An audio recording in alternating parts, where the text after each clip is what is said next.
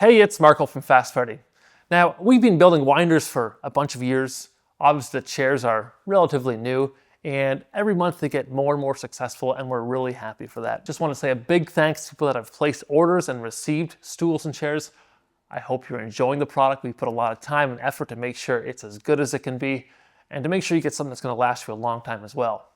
Now, in the marketing department, we've been chatting and talking to say, what can we do with this YouTube channel to make it something great? And so what we've decided to do is we're gonna go along the countryside and we're gonna showcase people's cool, weird, rad projects, rides, anything like that. We're gonna give them a free stool for their time of their choice of options and style. And basically, if you are located in Ontario, anywhere from Windsor up to the GTA, if you have a cool project that you have poured your heart and soul into, maybe it's something that is just really interesting, we'd love to come down and do an hour video shoot, review your cool ride, and post it on YouTube for people to see and to, appreciate your hard work. So that's what we're going to dedicate a bunch of this channel to. Reach out to us on the contact form where you can give us maybe a couple pictures, an idea of what you got, and you can let us know, and we'll reach out back and tell us if we're interested or not in coming down. Probably gonna take an hour and a half to shoot something really cool, but we really want projects that are really interesting. We want to find the guy that's been working in his garage for 2 years on something and is ready for the world to kind of see it, and that's what we're looking for. And so this here is my cool, weird build, an Aprilia Tuono V4.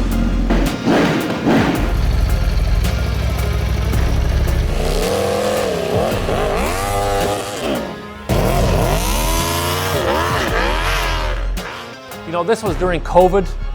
We couldn't travel. We couldn't do much here up in Ontario, unfortunately.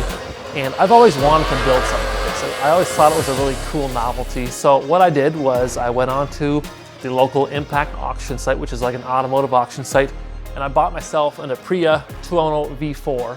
When I bought this here, it wasn't really damaged that bad. In Ontario, Canada, when you get a bike that is semi-damaged, they just write it off immediately. So this thing here could never go back on the road. People online tore me apart for tearing apart such a lovely Italian bike, and I agree, it's a cool bike, but around here, the second it has irreparable notation on the ownership, it can't be put back on the road, so it's game over. You could part it out, but in this case, I thought I'd have some more fun with it, and this is what we built. I went ahead and I got some forks off of a KTM 450. I put a headlight off of this is off a CRF 450, like one of the Honda Road dirt bikes. All the triple clamps, all the handlebars, it's all off a KTM 450 basically. Now I had to re-spring the forks, super heavy. I think I got the heaviest spring I can find. I do bottom out sometimes. I've got some pretty decent air in this thing, and if you land hard in the front, you will bottom out the forks. And of course, we're just running a very plain Jane timber sled front ski. I did, however, do some different carbides on the bottom that I just built myself. Overall, I thought I would actually bend more of these. I only bent one of these timber sled spindles. That's because I slammed into a rock, and it was extremely painful, let me tell you that. I had to fabricate a little catch can myself. I laser cut and kind of bent this cover. I'm not a super fan of this cover. I know people think it's really cool, the kind of the honeycomb cutout in the front here, but I'm probably going to end up recutting this and kind of putting a bit of a round structure to it because it's very square and doesn't match the bike. Everything else is really round and bubbly, and I want to also have this cover kind of match that same structure. So something I might do in the future. And then I had these really trick kind of foot pegs, water jet out of 5/8 aluminum. We got some C3 foot pegs on it that fold out of the way. And the timber sled kit on the back's a 137. I do believe it's a 2 3/4 inch lug. So for around here anyways, it's way more lug than you would ever use in the kind of snow that we have. I've taken up north where the snow is 4 or 5 feet deep, and it works very well. You'll never get stuck basically. This pipe is just a little slip-on off of eBay, the shortest, the slimmest one I could find because I wanted to nicely tuck it in. And I probably spent the most work on this bike, probably on the exhaust, because we had to custom TIG weld the exhaust to go through the timber sled kit. We had to machine a bunch of pins for it. We had to take the whole frame apart. I had to actually cut lugs off the frame and re-TIG weld lugs on the frame for the actual top link for the timber sled kit. And then in the timber sled kit, I ended up pulling the whole thing apart too, and we had to make a new jack shaft for it. I put different bearings in it because This thing's 200 horsepower and a dirt bike is 50 on a really good dirt bike. So when I let the clutch on the sucker go, I don't want that timber sled kit to grenade on me. So I did some work on that to make sure it's gonna hold together really well.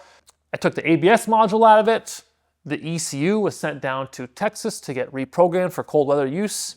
And you know, people online were like, this is not gonna work, this motor's not meant to run in the cold, yada, yada, yada. And I probably was like, initially I was like, oh, you're probably right. But I have been extremely impressed by this bike and the engine in general. It's been like -20 up north. This thing fires right up. It warms up very quickly. I've had this bike dumped on its side multiple times and it sat there like almost upside down for 3 or 4 minutes, 5 minutes before, and you flip it back up and it starts up. It doesn't smoke. It doesn't do anything weird. It just runs really good.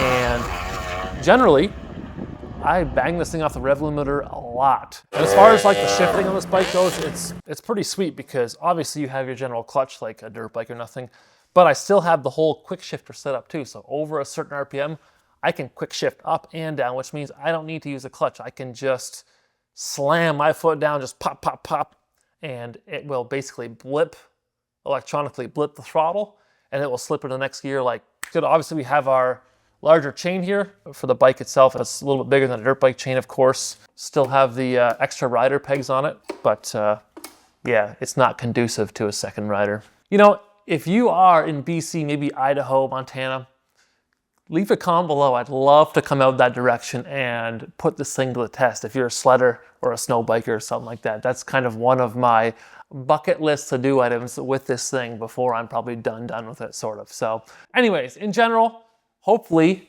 you're having a great day, and leave us any kind of comment. Subscribe to this channel if you want to see more videos like this, and yeah, have a good one.